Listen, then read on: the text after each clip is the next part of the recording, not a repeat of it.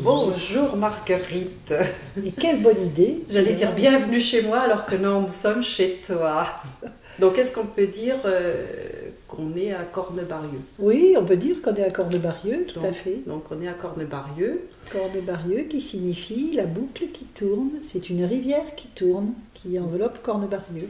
Bien. Alors, comment en es-tu arrivé à être... Alors, comment est-ce qu'on nomme ce que tu fais? Alors, ce que je fais, on pourrait l'appeler thérapie en hypnose éclairée. Ou alors, on pourrait mettre tout bêtement herboristerie et hypnose. Ou plus simplement, on pourrait dire aussi thérapie multiforme. Bien. Donc ça fait beaucoup de choses, mais en effet, j'associe l'ensemble de mes compétences quand je reçois quelqu'un. Alors, quand tu reçois quelqu'un, c'est-à-dire? C'est-à-dire que j'ai ouvert un cabinet de thérapeute en bien-être, et derrière, donc, je reçois des personnes, je reçois des clients, et ces gens viennent avec une problématique... soit par le biais de l'hypnose, puisqu'ils savent que je suis thérapeute spécialisée en hypnose ericksonienne, soit parce qu'il y a des savoirs naturels à côté qui les intéressent aussi, parce qu'ils ont besoin de liens entre leur corps et leur esprit. Donc je reçois des gens qui ont des difficultés sur un plan physiologique et sur un plan psychologique, souvent. Alors, depuis combien de temps est-ce que tu reçois? Alors, depuis combien de temps? Avec les savoirs naturels, cela fait maintenant pas loin d'un peu plus de 12 ans. Avec l'hypnose, c'est plus récent. L'hypnose a été ensuite une nouvelle connaissance qui est arrivée pour moi, mais que je maniais sans le savoir un peu. C'est-à-dire qu'on manie l'hypnose sans trop savoir qu'on est en train de la manier chaque fois que l'on permet de focaliser l'attention de quelqu'un. Alors, focaliser l'attention, c'est-à-dire? C'est-à-dire que, par exemple, quand on est dans une conférence et que l'on explique aux gens ce que l'on fait, ce pourquoi ils sont venus, on les met dans un état semi-hypnotique. Ils ne sont pas en hypnose profonde, mais ils sont dans un état semi-hypnotique, sinon ils ne pourraient pas avoir de l'attention. D'accord. Donc c'est une manière de procéder que tout le monde fait de façon naturelle. Un autre exemple, quand je conduis un véhicule, il m'arrive parfois de conduire un véhicule sans me rappeler tout le long du chemin ce que je suis en train de faire. Ça se fait un peu de façon quasi automatique. Et ça se fait fort bien. J'arrive à mon but, d'un point A à un point B, et je ne me rends pas bien compte comment j'ai fait pour arriver du point A au point B. Mais j'étais en état hypnotique. Ou quand je vais regarder un bon film, je focalise mon attention de nouveau, et pendant un certain moment, je ne suis pas en train de penser à autre chose qu'à ça. Donc je suis orientée vers. L'hypnose oriente vers quelque chose. Et dans le cadre de l'hypnose ericksonienne, qui est une hypnose thérapeutique, elle oriente la personne vers ses ressources intérieures, vers des potentiels qu'elle n'a pas développés ou qu'elle n'a pas pensé à développer. Elle oriente la personne vers des prises de conscience qui lui permettent à ce moment-là d'envisager les choses qu'elle vivait antérieurement d'une certaine manière, d'une autre manière, et lui donne donc des degrés de liberté dans sa problématique. Voilà un peu ce que fait l'hypnose, c'est permettre d'ouvrir le monde de l'autre à de nouveaux potentiels et de lui donner des degrés de liberté supplémentaires. Alors, est-ce à dire que on peut se passer de l'hypnose pour résoudre des problématiques, justement? Alors, si véritablement on est complètement sûr de ce que l'on fait et totalement aligné à l'intérieur de soi, je pense qu'il y a des êtres rares sur la planète, mais existants, qui, rien que par leur présence, vont permettre à quelqu'un de se transformer. Par leur présence ou quelques mots dits, bien placés, bien alignés, etc. Est-ce que tu as des exemples, excuse-moi? On a eu, par exemple, un cas assez, relativement récent. On a eu Gandhi qui a soulevé toute l'Inde. Oui. il a aligné une grande partie des hindous dans une transformation. La marche, par exemple, qu'il y a eu pour le sel, c'est quelque chose d'exceptionnel. On a actuellement, parce qu'il est encore vivant, un bonhomme qui s'appelle Thich Nhat Hanh, qui a, aux États-Unis, à un moment donné, animé sur Los Angeles une foule entière en non-violence pour aller faire quelque chose.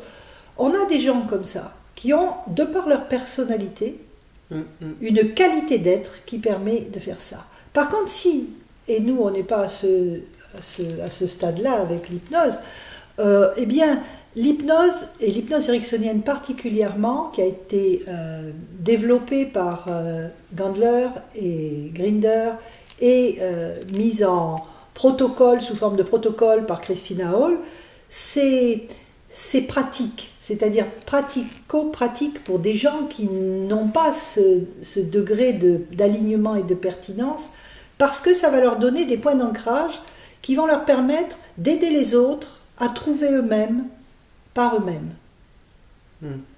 Donc c'est extrêmement important d'abord d'apprendre tout ça.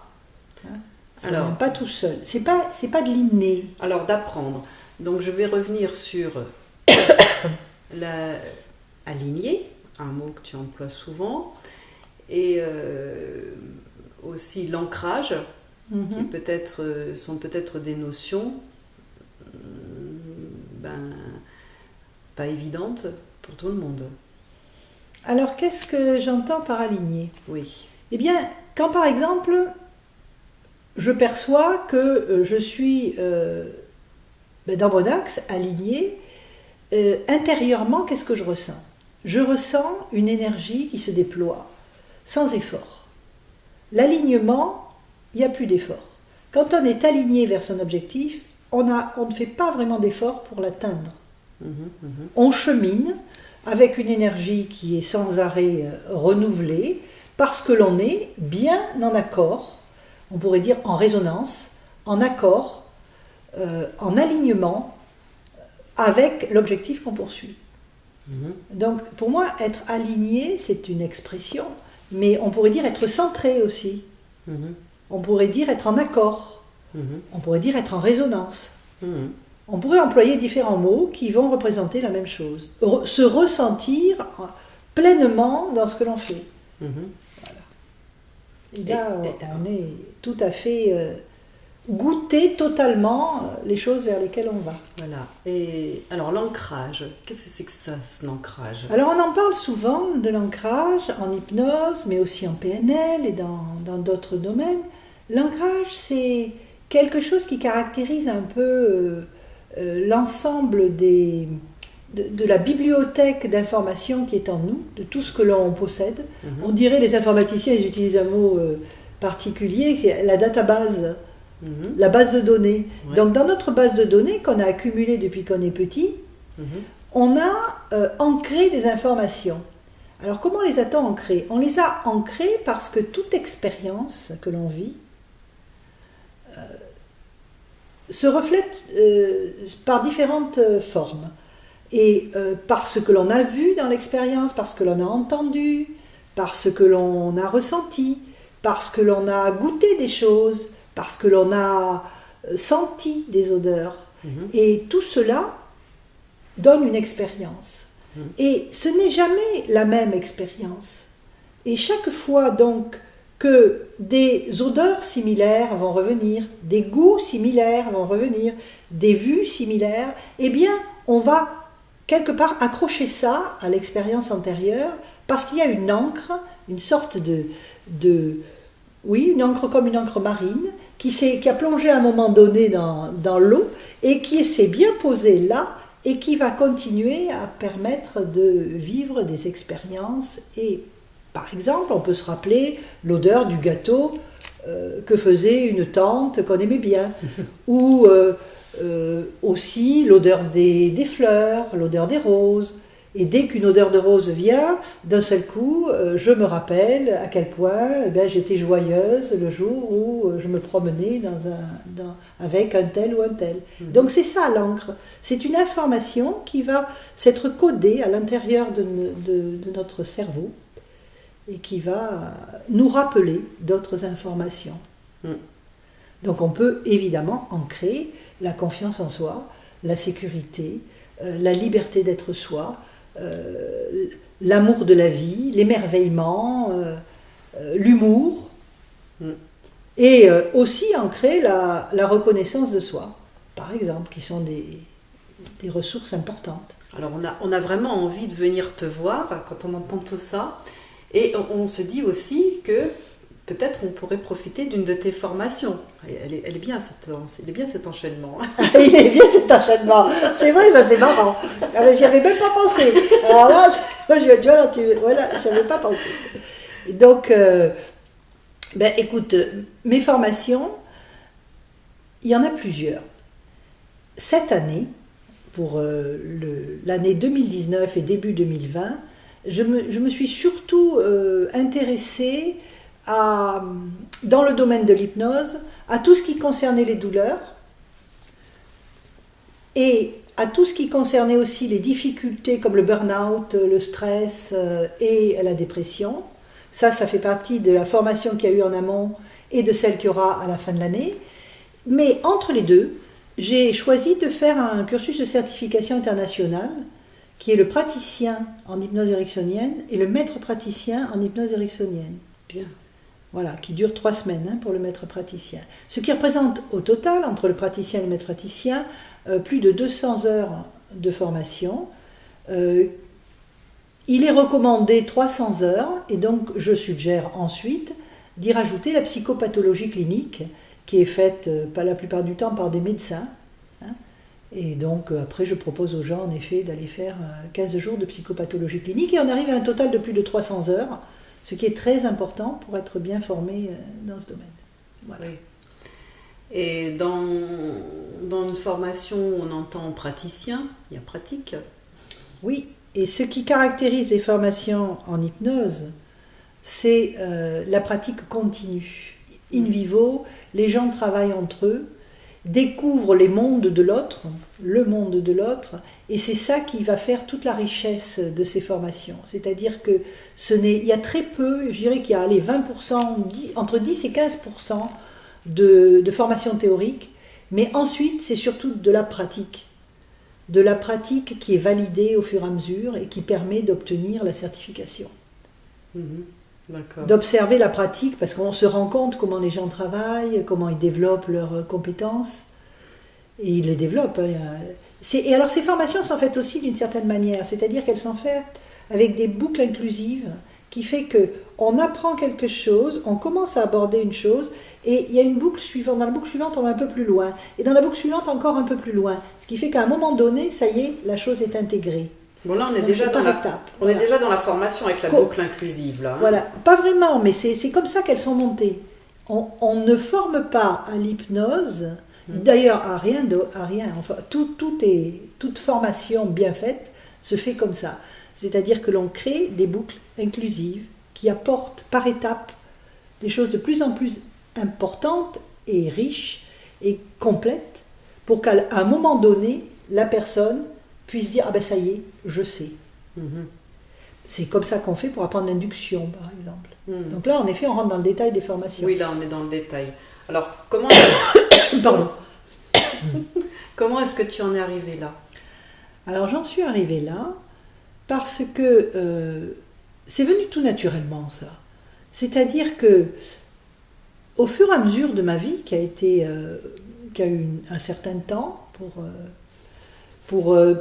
faire court, et je me suis dit comment faire pour transmettre tout ce que je sais, parce que j'ai appris plein de choses dans différents domaines, et j'avais fait des liens entre toutes ces choses-là, donc une sorte d'intégration, et je me suis dit c'est quand même dommage que je puisse pas le transmettre, ça. J'ai transmis toute ma vie, puisque j'ai enseigné depuis l'âge de 22 ans, mais dans différents domaines de la connaissance humaine. Et j'ai réussi à grouper mon savoir-être avec ces savoir-faire et à dire, maintenant je vais transmettre tout ça. C'est ça qui m'a paru le plus important. Transmettre tout ça parce que je me suis dit, c'est dommage, l'être humain s'ils savaient un peu tout ça, eh bien peut-être que le monde s'améliorerait, parce que ça, c'est vrai qu'actuellement on peut se dire que bon, il y a beaucoup de pertes en ligne, hein. Il y en a beaucoup qui sont un peu perdus dans toutes ces informations qui leur sont diffusées, tout simplement parce qu'ils n'ont pas de fil directeur. Ils n'ont pas le lien entre les choses, ils n'ont pas la compréhension de pourquoi ça se passe comme ça, à tel endroit, à tel endroit, à tel endroit. Et c'est donc essentiel la connaissance au sens, pas le savoir, pas l'érudition, la connaissance, l'intégration du savoir. C'est donc essentiel. Et l'hypnose, c'est un moyen de permettre aux gens d'aller intégrer tout ce qu'ils ont en eux, qui est une richesse énorme.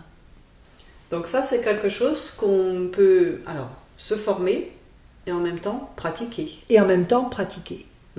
Et en même temps pratiquer. Donc est-ce que c'est à la portée de tout le monde? Alors la difficulté, c'est la monnaie. Là. Je pense que pour beaucoup de gens, la difficulté est monétaire. Ah. Beaucoup de gens aimeraient se former, beaucoup plus qu'on ne pense. Mais simplement, c'est vrai que les formations, de façon générale, ont un certain coût. En même temps, je me suis dit que je pouvais peut-être trouver un cheminement médian entre un coût excessif et un coût raisonnable. Donc c'est ce que j'ai fait. J'ai proposé des coûts raisonnables par rapport aux coûts excessifs que j'ai pu rencontrer. D'accord. Au risque de me faire un peu, critiquer par d'autres qui sont dans le même cheminement, mais j'ai choisi de faire cela. J'ai pas... C'est comme ça aussi, ça fait partie de mon aspect humaniste, je dirais. Voilà. Ça. Et puis ça reste utile et complémentaire par rapport à d'autres formations. Bien sûr. Ça reste à chaque fois, chaque personne formée par toi en repart avec vraiment du plus. Elle en repart, je pense, avec un plus qui est un plus sur son humanité. Ah, l'humanité. Sur ça, sur ses compétences d'humain.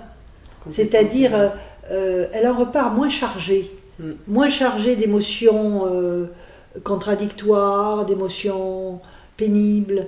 Elle en repart peut-être plus légère. Donc c'est apporter de l'humain. Et de la légèreté. Et de la légèreté à tout le monde finalement. Si possible. Est-ce qu'on a besoin d'avoir une visée de thérapeute pour se former à l'hypnose? Non, je pense qu'on peut se former à l'hypnose sans avoir pour visée essentielle de devenir thérapeute. Bien. Ça peut être d'une utilité considérable pour tout un tas de métiers. Personnellement, j'ai quand même été chef de projet en informatique et la PNL et l'hypnose m'ont été très utiles. En informatique? Oui, parce que en tant que chef de projet, je rencontrais des gens.